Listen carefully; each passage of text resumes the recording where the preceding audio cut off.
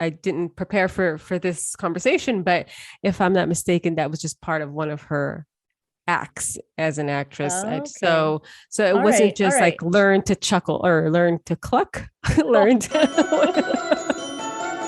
Lucy, I'm home.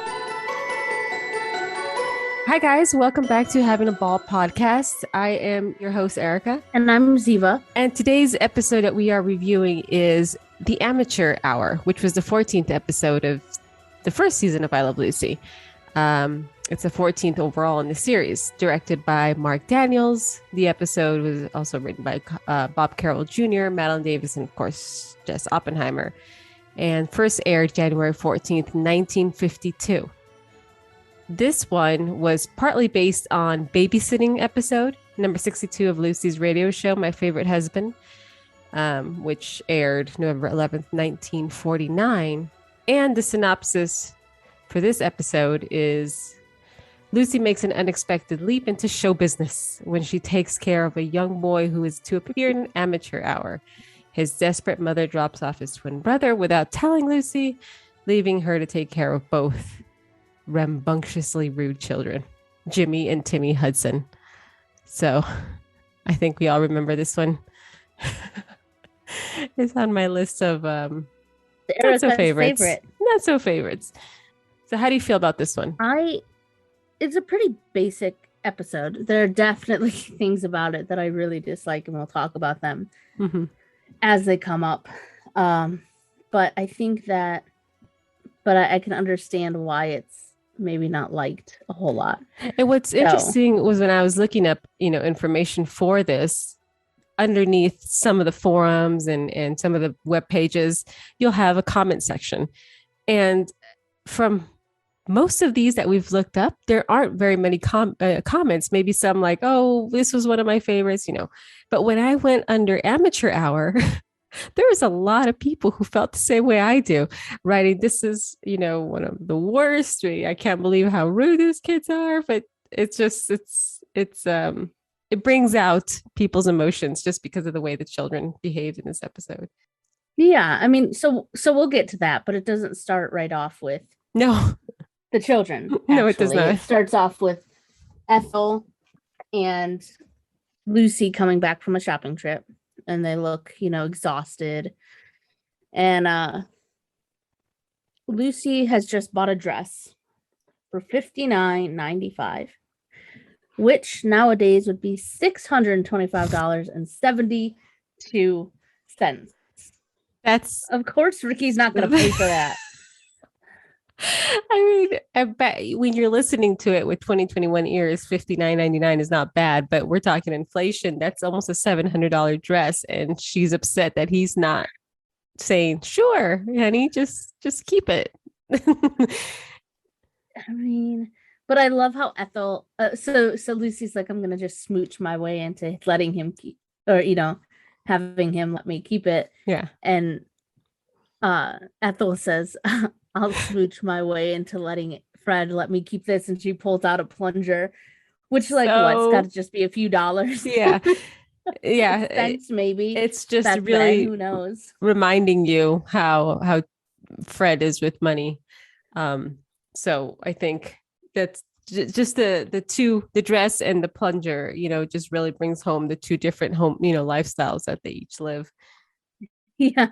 And I don't know if that's by choice, because I have thought about this, Ricky is a nightclub performer. Mm-hmm. So you have to guess that he probably does make more than Fred, but Fred owns the building. Yeah. Yeah. So is it just because he's stingy? Do they really have the money and he just doesn't want to use it? Or are they making, that much less than? It's always been something that's interesting to me. But yeah, they do touch on that, I think, in a later episode too, where he says that where they're talking about buying the house in Connecticut and how expensive it is. And so he says, I should have been smart with my money like you, where you just you saved your money and bought this building, and then you just watch the money roll in. Of course, Fred chokes on his water because it's probably not that way. But well, he owns the building. He rents an apartment. It's just kind of you know, you have to kind of figure who makes what. We do, since we're talking about Fred, he doesn't not appear in this episode. No. This is, I think, is the second out of 4 times. 4, yeah. That he's not shown up, because there's already been one. The one that I was wondering if the World Series, the New York Yankees were in the World Series, which apparently they were during the quiz show. I couldn't find it, but apparently they were.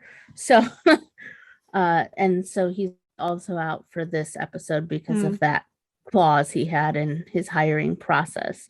And so I guess because of this, some of the lines that were, going to go to Fred ended up going to Lucy, which I'll bring up once we're back to that point, talking about babysitters. But I think they went to Ethel. Yeah.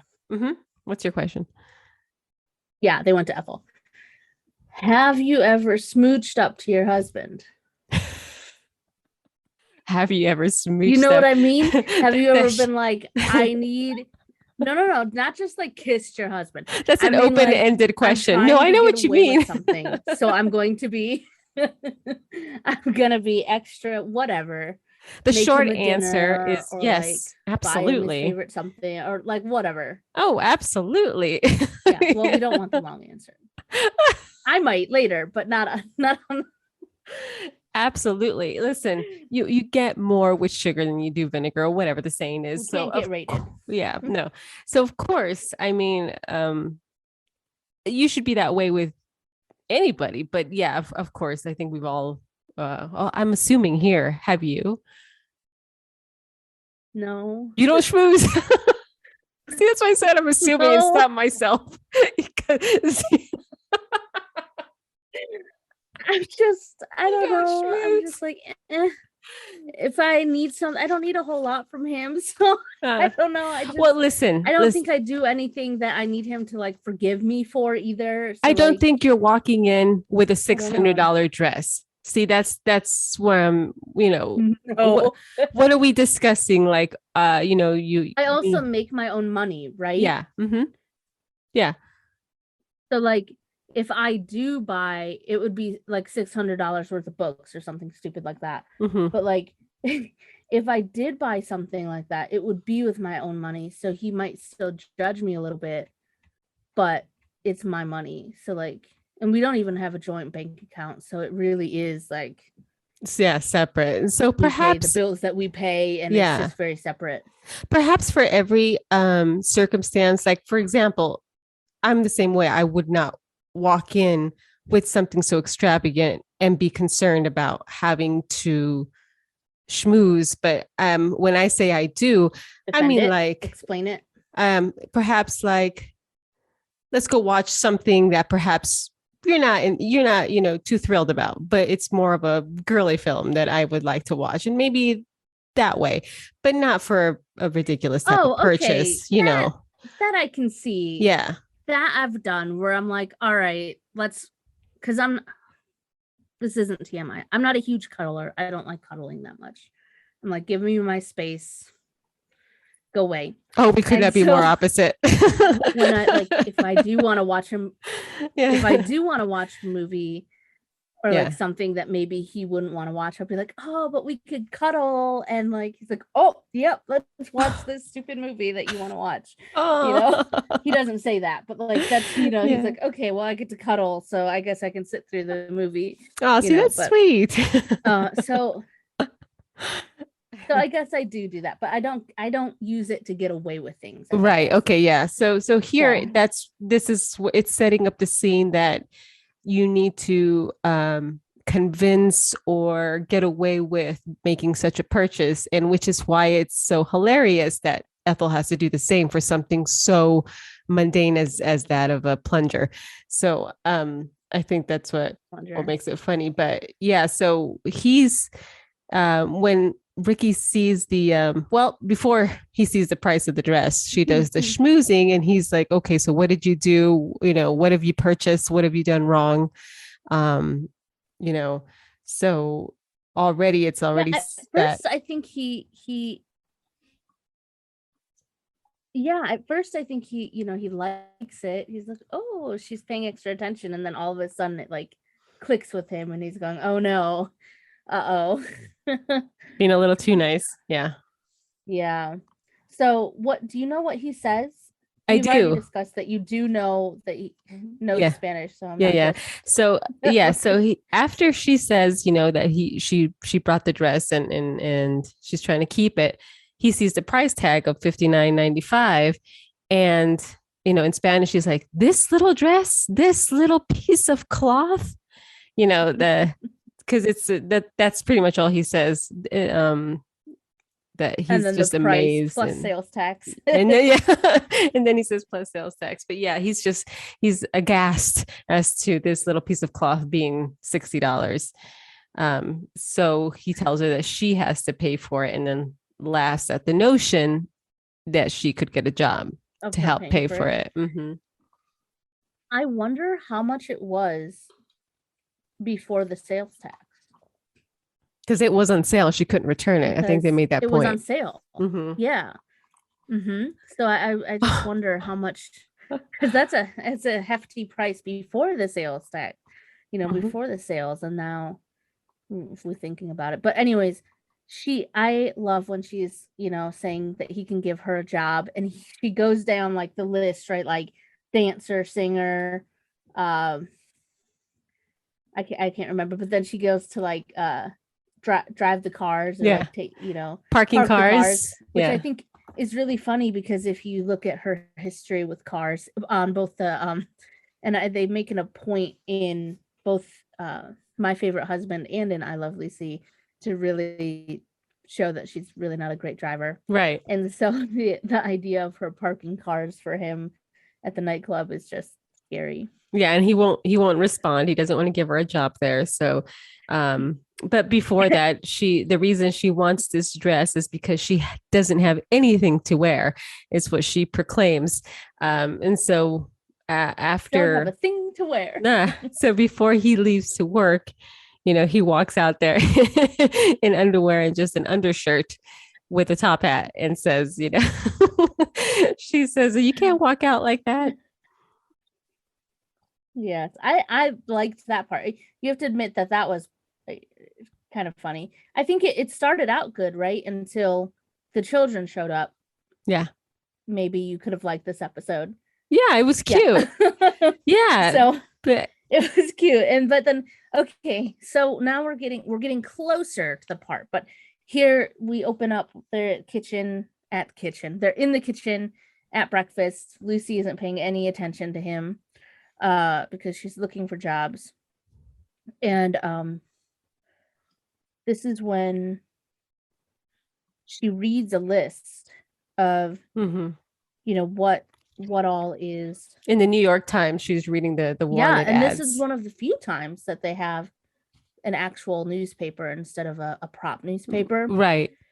But she reads out stenographer, bookkeeper, cook, lady wrestler. I always which are similar to that's funny. There was stenographer, bookkeeper, cantometer operator. Do you know what that is? A cantometer Dental operator. Yeah. And insurance. No idea. What is that? Let's see. Okay. We'll look at it. And an insurance adjuster. If anyone knows it, oh yeah, look it up real quick. But so she is going through this, and okay. He's kind of pretending, or saying, cantometer operators were taught to use their machine in the same way typewriters and computer keyboards can be operated using the touch typing technique. So I'm thinking it's like a typist. Yeah. Maybe a secretary or something. But yeah, a cantometer is a very, almost looks like a cash register type machine. I'll post it on Instagram once we air this episode. But yeah, it's pretty interesting. Okay. Good. Cool. Okay. So they have that conversation, and basically, I don't know that there's a whole lot to say about this conversation. She wants to get a job. He says she can't, and then he leaves, and she's left still looking for jobs.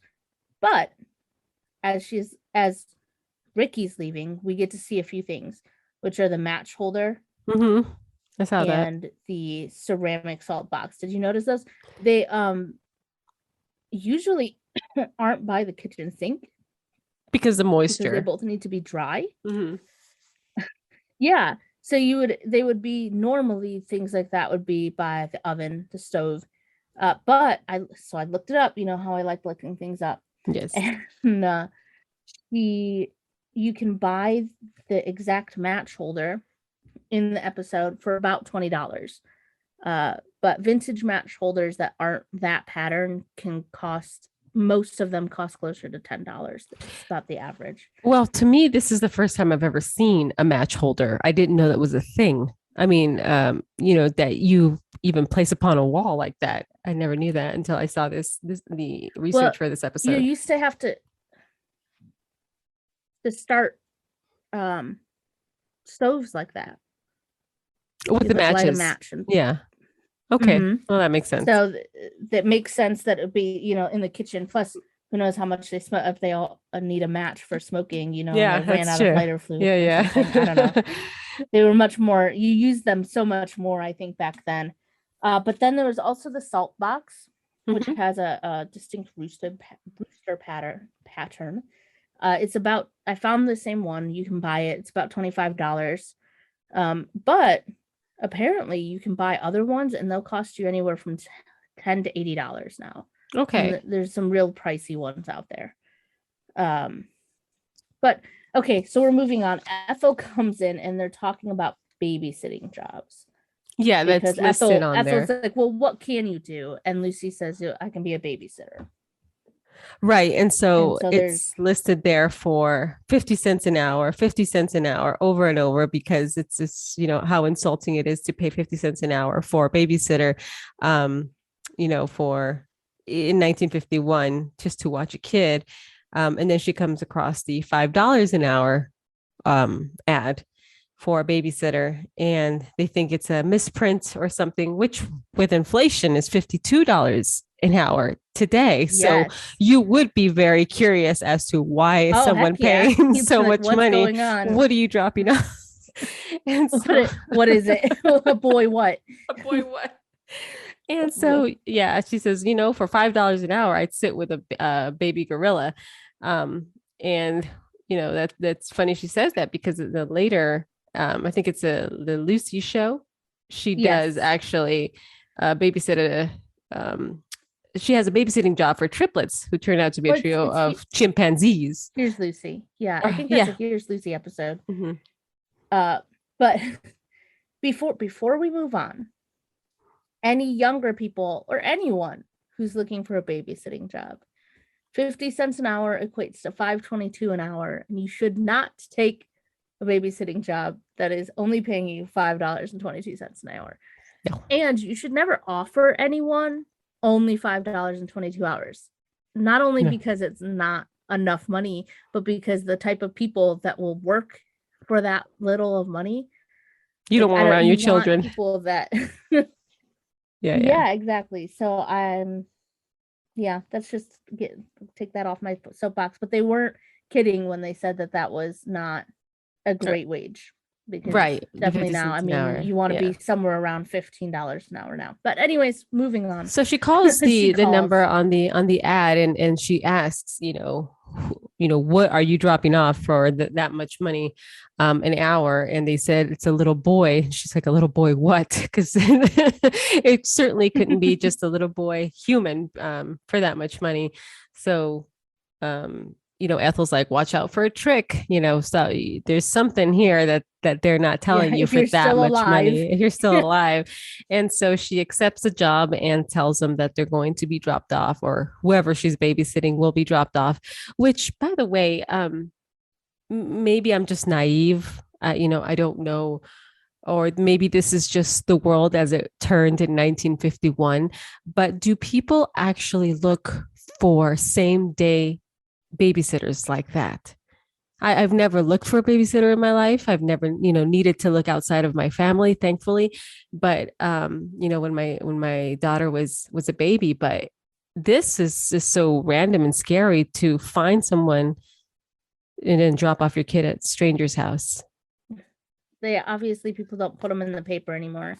But I do know that, some of I am on some like mom sites for my area and stuff. And I know that people will post on their last minute, like, I need to babysit, and they'll offer a job or something. Mm-hmm.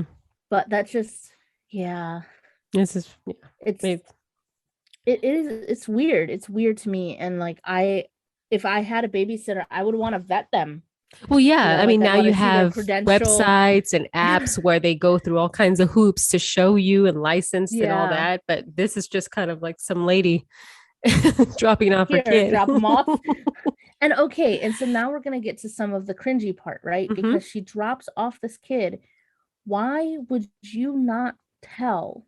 I understand, because they said, later on they say no one will take them if they found out there was two. Mm-hmm. But you're just going to bring one child and not tell them that there's another? And like, what if they kept missing him the whole time? What if one of them ran away? Like, you are hitting all the points as to why this episode is one of my least favorites, because none of it makes sense. Because let's say she did bring both kids at once. You still wouldn't know that these are terrors for children. You still wouldn't know that she's dropping them off and then leaves, and then eventually they'll become who they become. So even then, I think she would still have agreed to the two kids.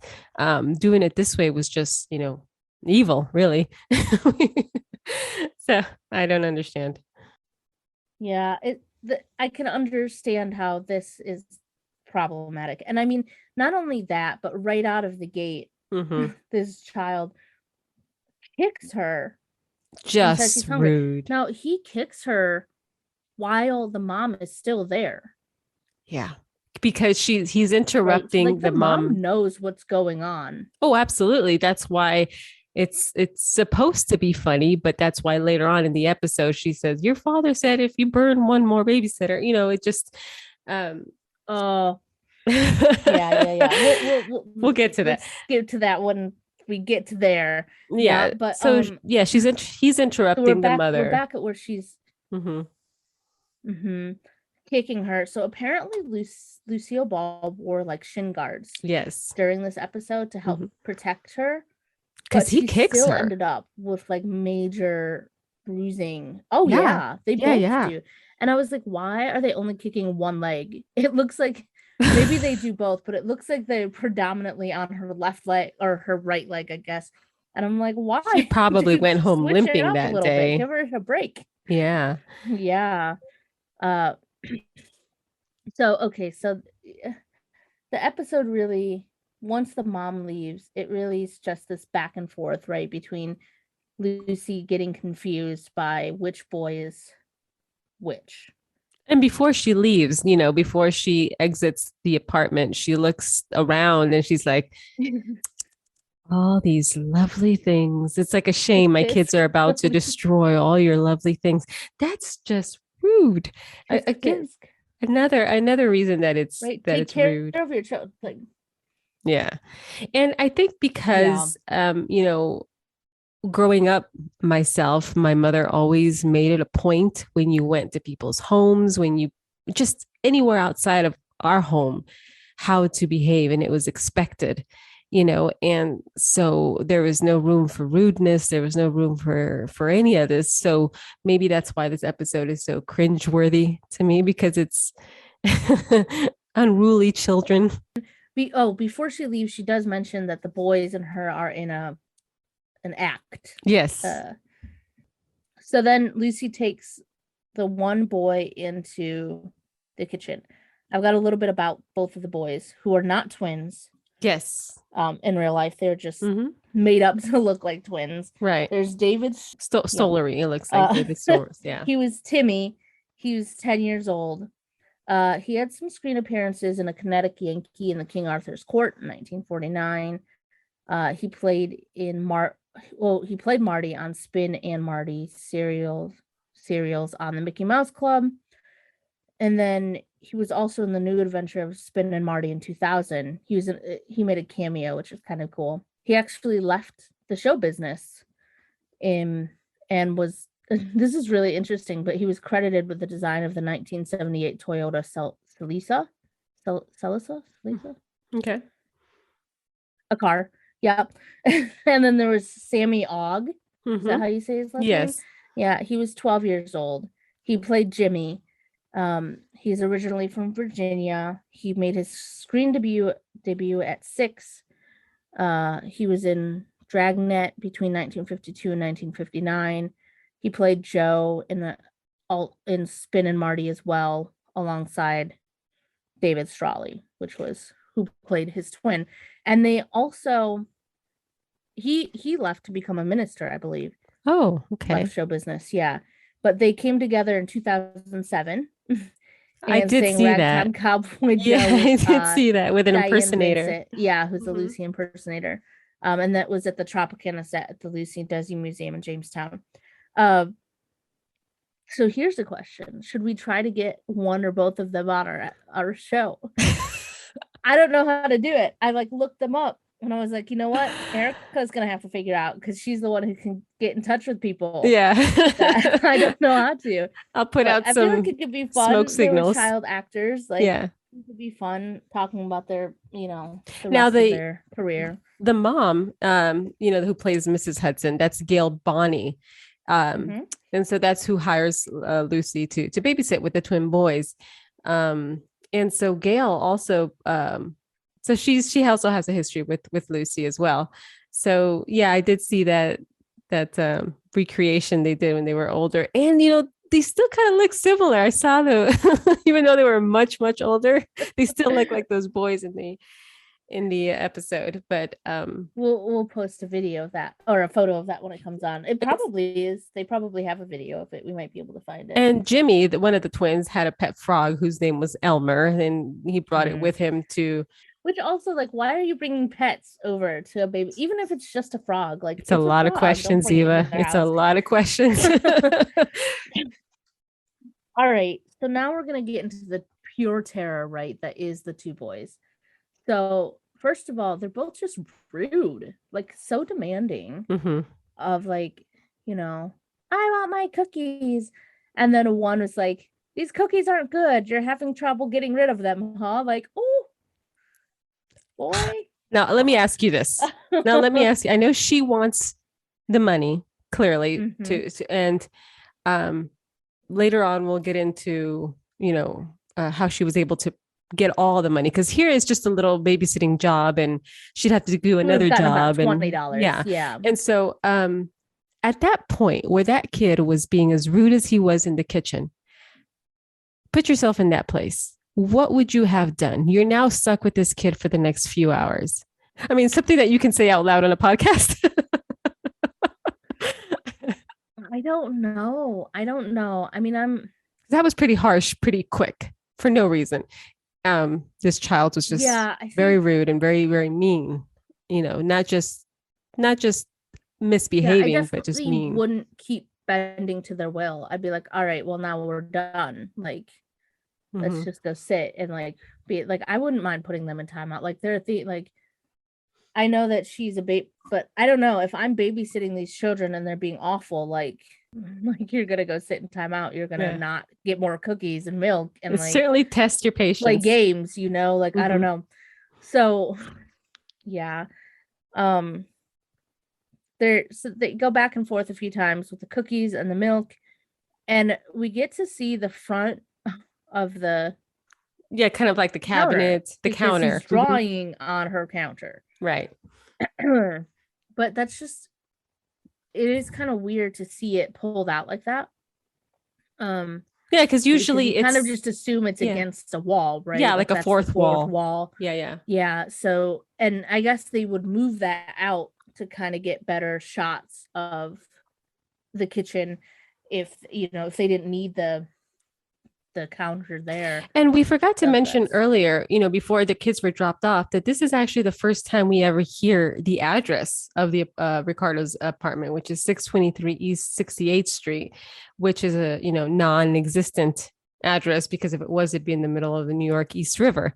I think we've have discussed that before, but yeah, it's the first time we hear the address, because that's where she's telling them to drop off the kids. But yeah. So he's drawing on her counter, which is why she can't see him. And that's when Mama came in through the hallway and snuck in the other kid.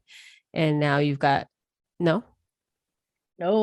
She brings him in for cookies, and that's when the mom brings. Oh yes, because yes. By the time the mom snuck in is the one that's drawing on the counter. Timmy. The counters. Mm-hmm. Timmy. Okay, my goodness, Timmy and Jimmy. Who does that? We had twins at our school named Chanel and Chantel. Oh, identical twins. Like, why would you do that to yourself? Anyways, so yeah, they're going back and forth, and finally she starts to catch on, because she runs into Jimmy and she goes, wait, and she's like, hold on, wait there. And that's when she goes into the kitchen and Timmy's drawing on the counter, so she doesn't see him. She can't see him. She goes back in and she can't see Jimmy because he's sitting in the chair and the chair is too high underneath. Yeah. And so finally she gets to see. Well, no, because she sits down, right? And Jimmy is talking to her, and then Timmy comes out, and that's when she finally realizes, oh, there's two of them. Well, because he walks around through the back. He exits and then comes through the hallway. And so he rings the doorbell. She opens it and screams because she's freaking out that how did he make it so quickly from the kitchen to the door? But it's not him. It's his twin brother. It's all very confusing. Right. Yeah, it's pretty confusing. And so she finds out it's them and they decide to play. Well, she shoots down cowboys and Indians. Mm-hmm. And instead they play the Mayberry bush. Oh yeah, the ring around the mulberry bush or something. Yeah, something like that. Basically, cutesy. They're just tying her up. Yeah, right. That's why she says okay to that. Mm-hmm. They tie her up, and this is again where I have a real problem because again, this is supposed to be a joke, right? Like, this is cute. I don't know, funny, maybe not cute, but like they light a match. He has a lit match. The only reason he didn't put that lit match by those papers is because his mom called. And then the fact that his mom, again, it's supposed to be funny, but she's like, your dad said that he'll spank you or something if you burn one more babysitter at the stake. So this is a normal thing. Again, are you paying $50 to pay for medical bills? Like the mistreatment, the unnecessary mistreatment is really what makes me cringe from this episode because it could have been written in a way where, let's say they're unruly kids, exhausting her where they want to play baseball or they want to run around and she's too tired, that would be funny in itself. But they made these children especially cruel. And almost homicidal with the fire. So right. That's probably where this episode, takes a turn. Like we could have made the children just unruly, behaving like kids do, too much energy, where she's exhausted at the end of it and can't take it. But the fact that they were wanting to harm her, kicking her over and over, disrespecting her all in a matter of minutes is probably why this is, on the, top of my list of, I'd rather watch the Scotland one because at least they're singing and dancing and nobody's getting harmed. Yeah, no one's getting burned. At the stake. They're just being fed to a dragon. I don't know. And so there's that. So like you mentioned, the only reason they didn't set her on fire is because the phone rang and the phone was their mom, Mrs. Hudson, dropping a bomb that she can no longer attend because she's all tied up, much like she is at the moment. Yeah.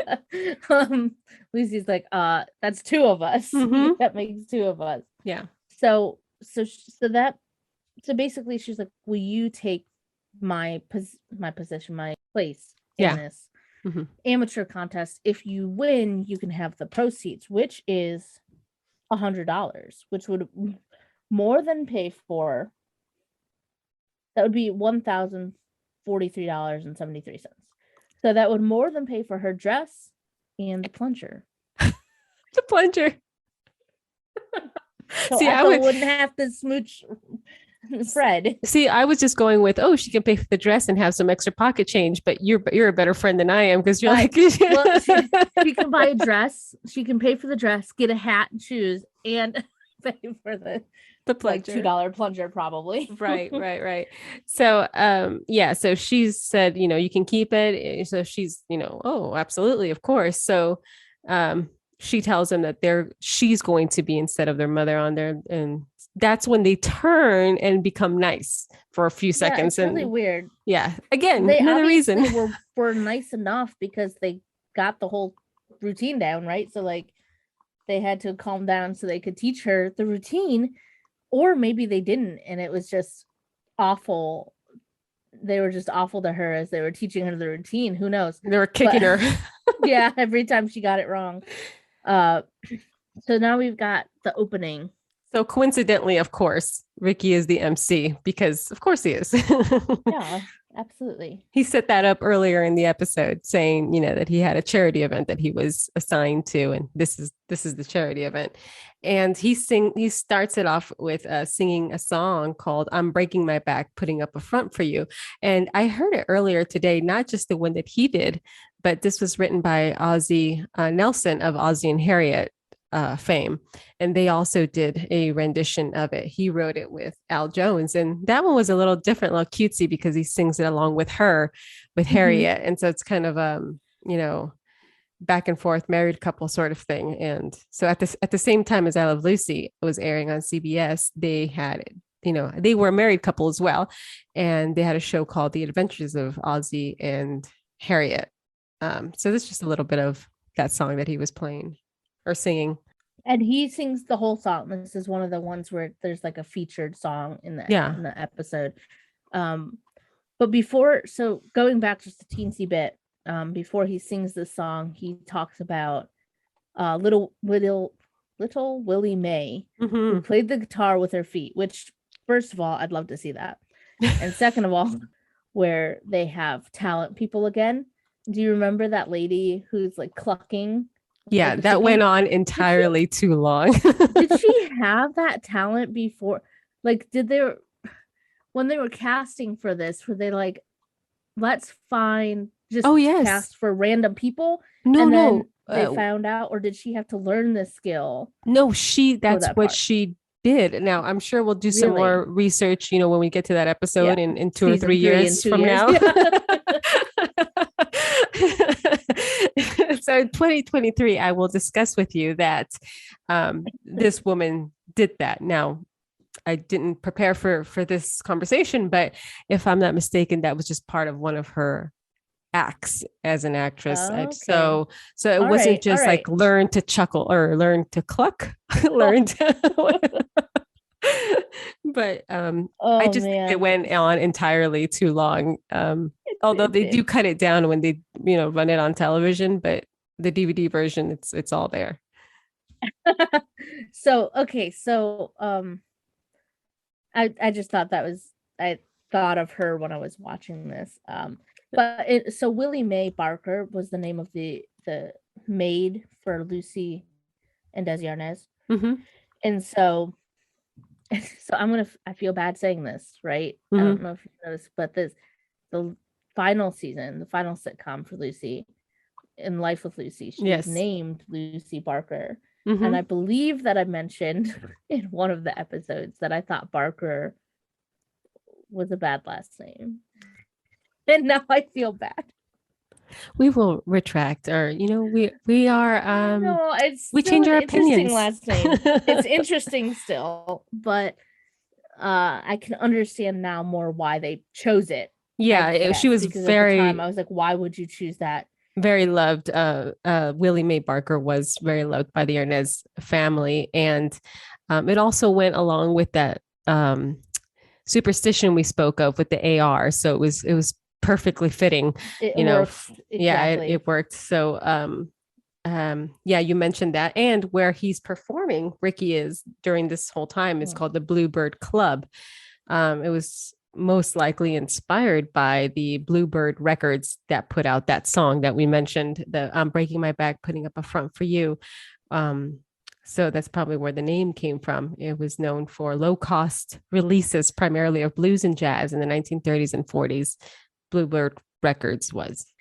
We also see a similar dress up to like what she comes out in. So she comes out with the two boys in the dress up with the mustache painted, or glued onto. Glued on, yeah.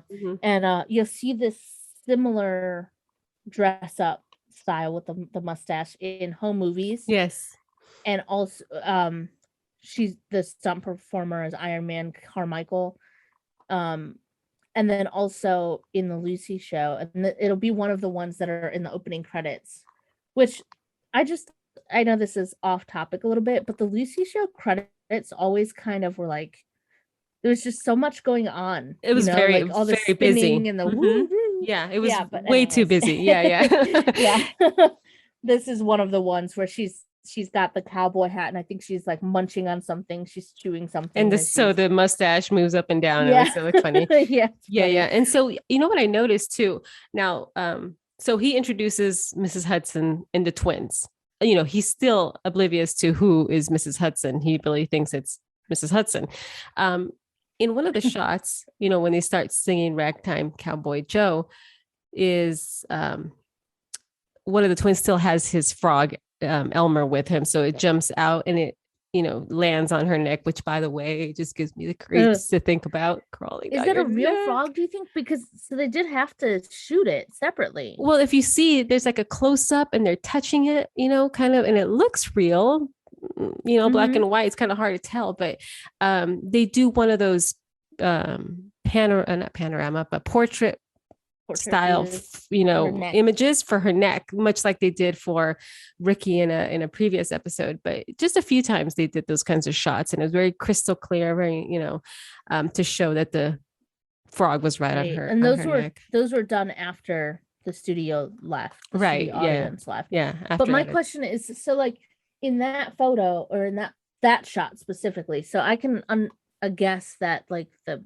videos of him holding the frog were probably real, but the one of her neck, it was just a leg. So technically, right, it didn't have to be real. We don't even know if it was Lucy. So I mean, true, it could have been anyone. Could have been probably her son. Hazel Pierce. Hazel, yeah. Oh no, it could be like, Hazel, come here. We got to put a frog down your shirt. Right. Oh, okay. But anyway, so this. I do like this part. I think that when Lucy's dancing around with the frog, this is just a really good bit of physical comedy again. And this so good. She's so good at. And so we get to see that. It doesn't make up for all the other cringy stuff, but it is one of those things that you're like, okay, it's I like funny that because part. Ricky comes in. Cute and not so cute in the middle. Ricky comes in because he sees what's happening, so he starts making it a Latin song, and so it's really good. It's well done there, and so of course they pronounce them the winners of the contest, and to thank him, she goes to kiss him and removes. Now here's the thing: he's still, to that point before the kiss, is not aware that that's his wife under there. Right. And he just lets her kiss. It's a law. Yeah. He lets it happen. He doesn't look appalled. He's not pushing her away. Maybe didn't want to be rude, but still it's really long before you figure out who that is. Someone comes at you long enough to remove you just go the mustache. Ooh, no. Ooh. You're not just let it happen. Thanks. No. Definitely a woman with two devil kids. And so long enough to remove the mustache from her. You don't even think about the fact that maybe that's weird, but it's weird. Like it wasn't just a quick peck, it was a full-on smooch. And so so and that's that. I mean, that's the end of that episode. I think that I'm looking at the time. I think we spent more time on one of your least favorite episodes, because it's almost 8:00. We started at 7. Than we do on some of our other ones. But I did want to say that the morning that this episode was originally aired was when NBC launched the Today Show. That's crazy. And Dave Garroway was the show's first host. Yeah, I saw a snippet of that. You want to know something? Yeah. I have never watched the Today Show. Really? Is it like a news show? Yes, it's like Good Morning America, or I've never watched Good Morning America. Girl, where do you get your news? I read it on the New York Times and the kitchen counter, looking for there. jobs. Yeah, listen, I don't like listening to people tell me about my news. I don't know. I'd rather just read it, I guess. I don't know. And I'm the opposite sometimes. For the most part, I like to have it in my ear as I'm doing other things. And so I'm a huge news junkie. I just love listening to news all the time. I don't care who's giving me the information. I'll make my own, judgments afterwards. I'll just make a news podcast just for you. Just news. I'll just daily news. And so I do like watching today's show. Now, I don't like, the corny stuff on there. I could do without the celebrity stuff. I don't care. Just give me the news of the day. But yeah, I do watch the Today. I'm shocked you have not ever seen the Today Show. No. I've never watched a full episode of Ellen. There's a lot of things I haven't watched. Okay. That's okay. Shout out to Ellen. No, it's just like there's a lot of shows that people, watch a lot of that I like I don't know. I don't watch. Yeah. But you've seen every single I Love Lucy episode. Yes. And I Love Lucy and Here's Lucy and Bewitched and Hogan's Heroes and MASH, and I can keep going. There you go. Yeah. So anyways, first of all, I say that at the very end. Yeah. I do want to say that we are recording this quite soon after Thanksgiving. So we hope that you all had a wonderful holidays, a wonderful Thanksgiving. And we hope you liked our episode. If you like any of our episodes, please review. Please let us know what we're doing right, what we're doing wrong, what you'd like to hear more of. If you want more spotlights, please let us know. We've had a few people write to us with suggestions and let it be known that we have them. They're on our list of people to do spotlights of. But if you have any spotlights that you want, and something that I also talked about wanting to do were kind of like spotlights on old TV shows that guest stars were in. Yeah. And we haven't done any of that. So if anyone has a TV show or a movie that a TV show maybe that we've mentioned that we could just do a broad overview on, talk about and characters and what it's about and things, we'd love to do that. We check all the comment sections. I'm not sure. I think I'm much more aware of it than Ziva is how much engagement there is on YouTube, more so than on everything else. And because we do upload our episodes in video format, even if it's just the audio of it, not necessarily us, but just the audio of the episode on YouTube, because some people that's where they get their podcast, that's where they get their shows, is on YouTube, and they're walking around listening to it. That's, I like doing that too. So whether you leave us a review on Apple Podcast or on Instagram or on YouTube or an email, any of that, we'll greatly appreciate it and we'll respond to it, because it's just engagement. It's really kind that everyone's taking the time to do that. Yes. So please do that. Find us everywhere. Having a Ball podcast at gmail.com. is Gmail. We are working on an outro, guys, that will finally officially how many episodes in of be in our we'll get this that right. Will be a little bit more put together, you know. So that's what makes our podcast fun. We're just we're growing, we're learning, we're chatting about little things, Lucy. So Having a Ball Pod on Instagram, Having a Ball Podcast on Facebook, Having a Ball Pod at Gmail, and Having a Ball Podcast on YouTube. So we are literally everywhere. Someone's gonna write us and be like, "You're not here." I looked for you here and you weren't here. You weren't here. You lied to me. You're not everywhere. Okay.